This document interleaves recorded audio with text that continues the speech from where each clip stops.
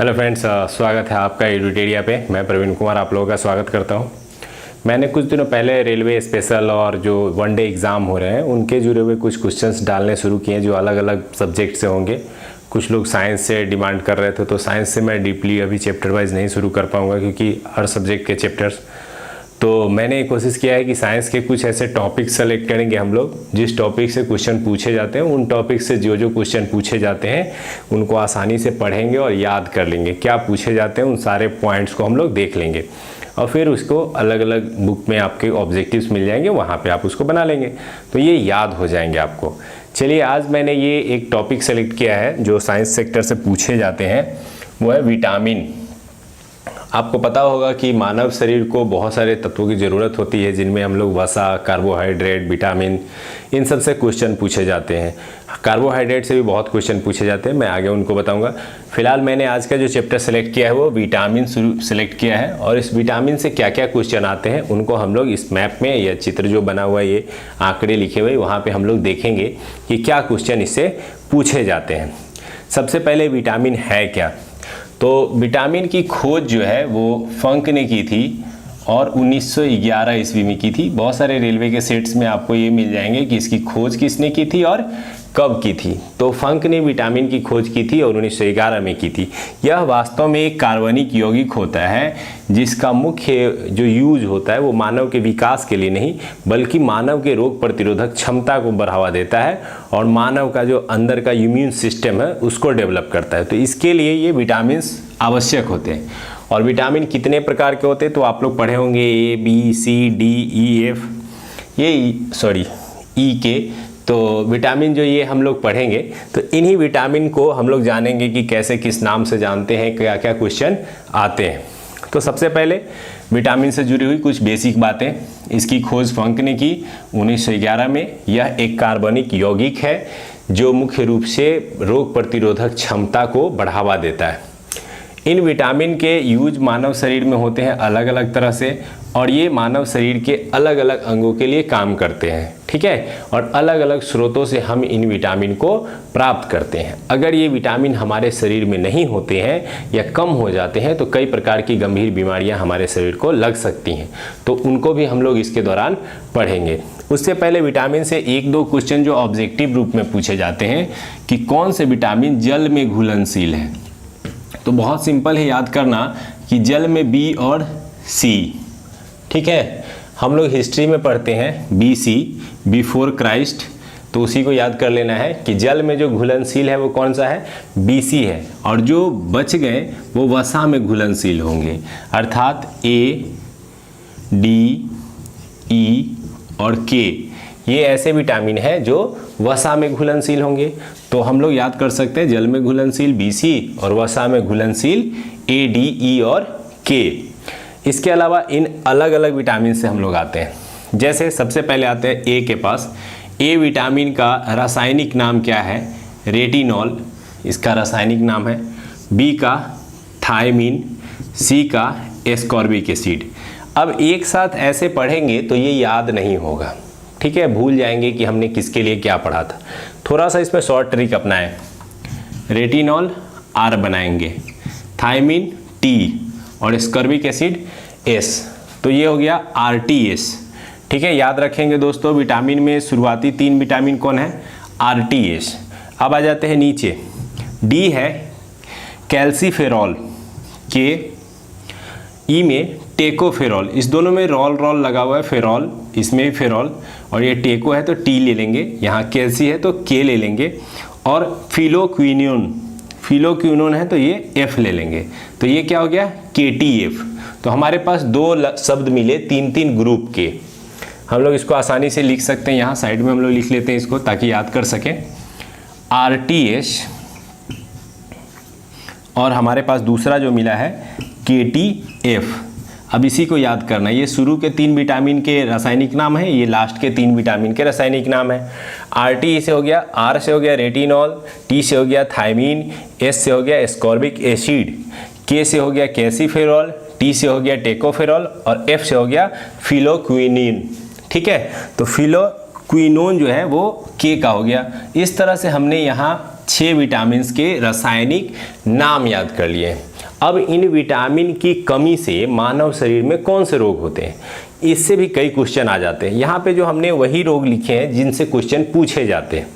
Vitamin A से सबसे ज़्यादा परेशानी हमारे आँखों की होगी अगर उसकी कमी होती है। तो एक क्वेश्चन आता है कि विटामिन ए की कमी से कौन सी रोग, तो रतौंधी जो एक रोग होता है जो आँखों में होते हैं और विशेष रूप से उसके कारण जो है दिखाई देना कम हो जाता है। तो ये क्वेश्चन पूछा जाता है कि रतौंधी रोग किस विटामिन की कमी से, ए की कमी से। इसके अलावा संक्रमण रोग में भी विटामिन ए की कमी के कारण ये रोग हो सकता है। तो दो रोग यहाँ याद रखना है, रतौंधी और संक्रमण रोग, जो विशेष रूप से विटामिन ए की कमी से होते हैं। बी से तो याद करना बहुत आसान है, यहाँ बी और यहाँ बेरी बेरी, तो यहाँ भी वर्ड बेरी बेरी बी से शुरू हो रहा है और विटामिन भी क्या है, बी है। तो आसानी से हम लोग याद कर सकते हैं कि बी के कमी से बेरी बेरी। कई बार बी ऑप्शन में ना देकर के आपको B1 भी दे सकता है, तो आप उसको भी याद कर सकते हैं।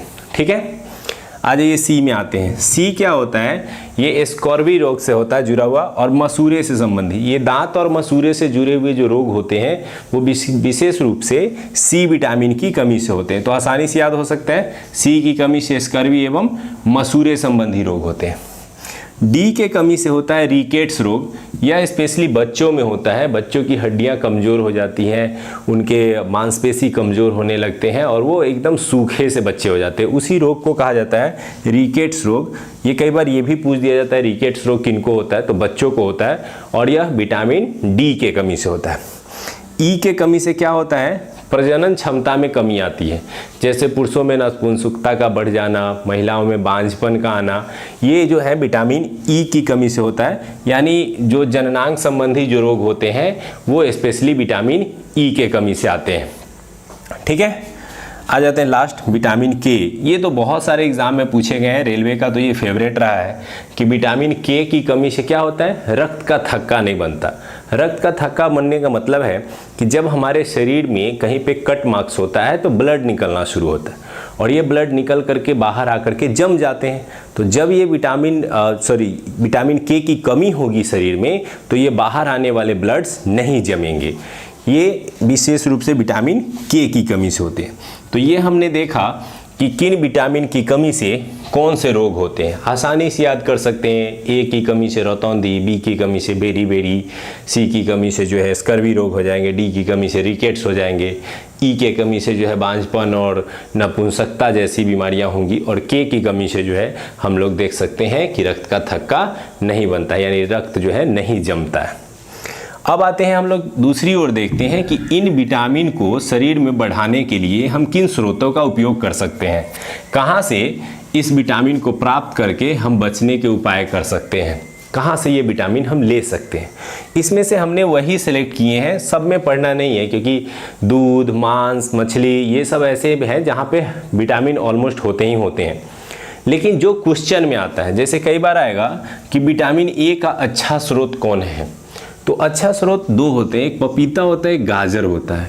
ये दो ऐसे हैं जहाँ पर आसानी से आप विटामिन ए की प्राप्ति कर सकते हैं। तो आँखों के बेहतरी के लिए और रतौंधी रोग से बचने के लिए विटामिन ए को बढ़ाया जा सकता है और पपीता और गाजर खा करके इसको काफ़ी हद तक बढ़ा सकते हैं। इसके अलावा दूध, हरी सब्जियाँ, मछली, मांस, इन सब से भी विटामिन की प्राप्ति होती है। बी से बहुत कम पूछा जाता है कि कहाँ से बी प्राप्त होता है। इसका कारण ये है कि जब भी दूध, मांस, मछली ये सब चीज़ें, इसमें भी विटामिन बी पाए जाते हैं, तो इसलिए ये क्वेश्चन अवॉइड किया जाता है, इसे नहीं पूछा जाता है। सी से क्वेश्चन पूछा जाता है कि विटामिन सी का सबसे अच्छा स्रोत कौन है। आंवला सबसे अच्छा स्रोत कौन है, आंवला है। एक्चुअली होता ये है कि जितने भी खट्टे फल होते हैं उन सभी खट्टों फलों में विटामिन सी पाया जाता है, जो कि एक एसिड है। और आपको पता है कि विटामिन सी एस्कॉर्बिक एसिड है, तो यहाँ एसिड है और एसिड ही हमको चाहिए। तो जितने भी खट्टे फल होंगे उनमें एसिड पाया जाएगा। तो आंवला काफ़ी खट्टा होता है, संतरा, नींबू, टमाटर, ये जितने भी खट्टे फल होंगे उनसे हम विटामिन सी की प्राप्ति कर सकते हैं। आ जाइए डी। डी में होता है डी जो है विशेष रूप से सूर्य के प्रकाश में सबसे ज़्यादा मिलता है, तो इसीलिए धूप में बैठते हैं। एक मज़ेदार बात बताता हूँ मैं कि रशियन क्षेत्रों में जो रूस है वहाँ पे बहुत कम धूप निकलती है, तो वहाँ के लोग जो है वो धूप के अभाव में जो है विटामिन डी की कमी से जूझते हैं। तो वहाँ के डॉक्टर उनको बार बार सलाह देते हैं कि आप ऐसे क्षेत्रों में पर्यटन के लिए जाएं जहाँ धूप अच्छी हो। तो भारत में गोवा में सबसे ज़्यादा रसियन आते हैं। इसका रीज़न ये होता है कि वो विटामिन डी लेने के लिए आते हैं। और देखिएगा जब गोवा जाइएगा घूमने तो वो क्या कह सकते हैं, समुद्री रेतों पर जो है ये बैठे हुए पाए जाएंगे, लेटे हुए पाए जाएंगे। तो वो इसलिए रहते हैं क्योंकि वो इंडिया में आकर के धूप के माध्यम से विटामिन डी ले रहे होते हैं। तो विटामिन डी सूर्य के प्रकाश से बड़ी मात्रा में मिलता है। इसके अलावा दूध, अंडे आदि से भी विटामिन डी की मात्रा ली जा सकती है। यहाँ से भी आ सकता है क्वेश्चन। अब ई, यहाँ से एक क्वेश्चन आता है कि विटामिन ई कैसे प्राप्त किया जाए। तो जैसे हम लोग पढ़ते हैं कि आयरन की अधिकता के लिए हरे पत्तीदार सब्जी, पालक वगैरह का, उसी तरह से विटामिन ई के लिए भी आपको पढ़ना है कि पत्तीदार सब्जियां और दूध वगैरह के माध्यम से जो है विटामिन ई लिया जा सकता है। के लिए भी वही है, तो के वाला आपसे नहीं पूछा जाएगा, ना ही बी पूछा जाएगा। तो बस ए, सी और डी और ई याद कर सकते हैं, ठीक है। अब इसके अलावा एक दो क्वेश्चन हम लोग और पढ़ेंगे जो इस विटामिन चैप्टर से क्वेश्चन पूछे जाते हैं। जैसे B12, विटामिन बी जो है इसके कई पार्ट्स हो जाते हैं, B1, B2, B3 इस तरह से। तो एक B12 से क्वेश्चन आता है कि B12 जो विटामिन है उसको कोबाल्ट, उसमें क्या पाया जाता है, कोबाल्ट। ये क्वेश्चन कई बार पूछा गया है, किस विटामिन में कोबाल्ट, तो B12 में। यहाँ से आप एक ऑब्जेक्टिव याद कर सकते हैं। इसके अलावा दो तीन क्वेश्चन और बन जाते हैं। जैसे हमने यहाँ पढ़ा रासायनिक नाम, रोग, यहाँ बचने के उपाय, या फिर कहाँ से हम इसको प्राप्त कर सकते हैं। एक पूछा जाता है खोजकर्ता। जैसे हमने ओवरऑल विटामिन पढ़ा कि फंक ने खोजा था, उसी तरह से कुछ ए, बी और सी और डी से भी खोजकर्ता के नाम पूछ दिए जाते हैं। तो यहाँ आप बड़ी ही आसानी से याद कर सकते हैं कि ए की खोज मैकुलन ने की थी, मैकुलन, और बी की भी खोज सेम मैकुलन ने की थी, सी की खोज हॉलकट ने की थी, और डी की खोज हॉफकिंस। तो ये चार आप खोजकर्ता के रूप में पार्टिकुलर रूप से भी याद रख सकते हैं। ए की खोज मैकुलन ने, बी की भी खोज मैकुलन ने, सी की खोज हॉलकट ने और डी की खोज हॉफकिंस ने।